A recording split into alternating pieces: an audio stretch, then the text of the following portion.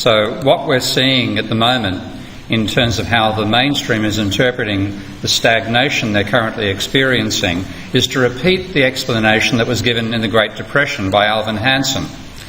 And looking at the economy from 1939, he was trying to explain why the recovery that had occurred in the middle of the 1930s disappeared. And his explanation was what he called secular stagnation, recoveries that die in their infancy, depressions that feed on themselves and leave a hard and seemingly immovable core of unemployment. And you can get the sense of despair in that statement from a professional economist. Now, what he blamed for the crisis, what he actually called external factors. In other words, things not caused by economists. He said these were technological change and population growth. And he argued that there had been a slowdown in both technological innovation and growth in population. So I summarise Hansen by saying his explanation for the Great Depression is that parents weren't having enough babies and engineers weren't having enough ideas. Now, when he wrote, he first of all published this thesis in 1934, when unemployment in America was 21%, having risen from a recorded level of 0 in 1929. That's when they counted how many people were registered at the unemployment offices as unemployed, and the ratio was effectively 0. Up to a peak, as we know, of 26%, 21% when he spoke the first time about it, and then it declined to a low of 11%. And I think at that point, mainstream economists were confident the exogenous shock of the Great Depression was over. Then, for reasons they could not understand, this happened. And he spoke here. Now, what he expected was unemployment would continue at the level between those 2 points. Trying to explain why. This is what actually happened. Rather bad prediction. Now, 80 years later, we're in a similar crisis, and along comes Larry Summers.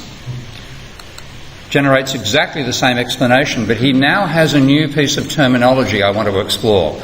A decline in the full employment real interest rate, or FERIER, as he titles it, combined with low inflation, he thinks could permanently stop getting back to full employment. And of course, as he's aware, by thorough research, the financial crisis is over. So there can be no financial crisis to explain the current situation. So one would expect growth to accelerate after its resolution. In other words, after we've recovered from the financial crisis, as those who don't have credit or couldn't get access to credit during the crisis now can do so.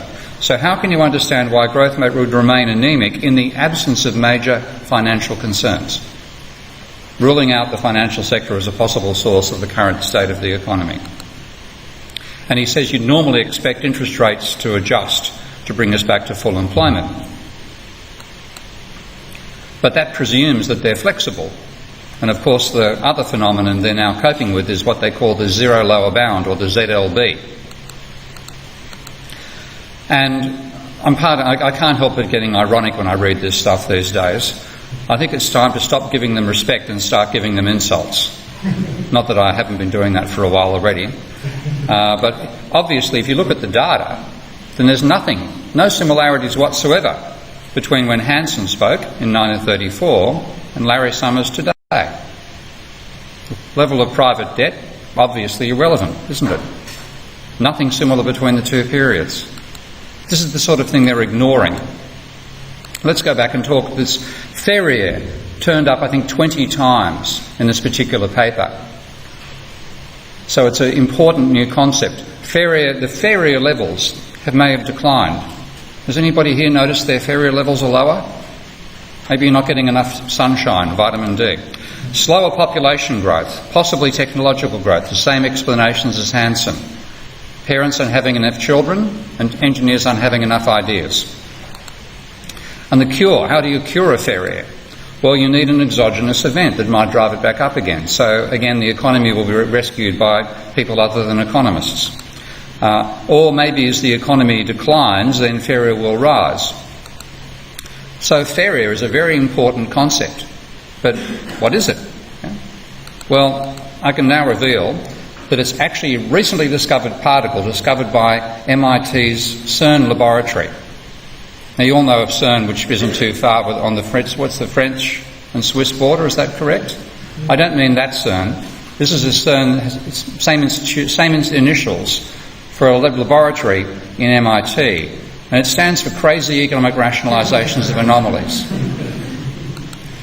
And a Ferrier is actually an anti-particle to a NAIRU. We all know what a NAIRU is, a non-accelerating inflation rate of unemployment. And a Ferrier is created when a NAIRU interacts with a GFC, or global financial crisis, in the particle equilibrator that CERN has, which is called design. Now, design crashed when this occurred because it assumes that GFCs don't exist. Okay? And the GFC actually came from an orthogonal universe called the real world. And the trouble with when a GFC equilibrated with the NAIRU decayed and emitted a ZLB, or a zero lower bound, and a Ferrier. And the real problem they're facing is the ZLB in particular inverts the behaviour of all the other standard particles in the neoclassical universe. So helicopter money drops, which used to be insane, are now sensible. Growth, which was high, is now low. CBs, or central banks, which prevent inflation, now try to cause it. And inflation, which was bad and everywhere, is now good and nowhere. And that's the world they're in. Of course, CERN has been reported to another important institution called COCO, which stands for the Campaign to Outlaw Contrived and Outrageous Acronyms. So, of course, in getting this data, there was no evidence whatsoever that a credit particle, which is alleged to exist by another group of physicists who are ignored by the mainstream, econophysicists, there's nothing that might indicate credit might be an important role. Obviously, the correlation there is almost zero. It's only 0.93. Clearly, you can ignore that correlation between credit and the unemployment rate. I've turned unemployment upside down, just like everything else in that particular slide. And of course, Hansen had no obvious data that might tell him the same thing either. This is the correlation of the same two variables between 1920 and 1940. 0.8 correlation. I've got unemployment rate there, by the way. I've got the employment rate rather than unemployment rate there. And equally, you can ignore change in credit and change in unemployment. Okay? Or change in employment. I've shown the employment rate in that particular chart. Correlation's a mere 0.88. Clearly something you can empirically ignore if you're a neoclassical economist. Okay? So let's leave those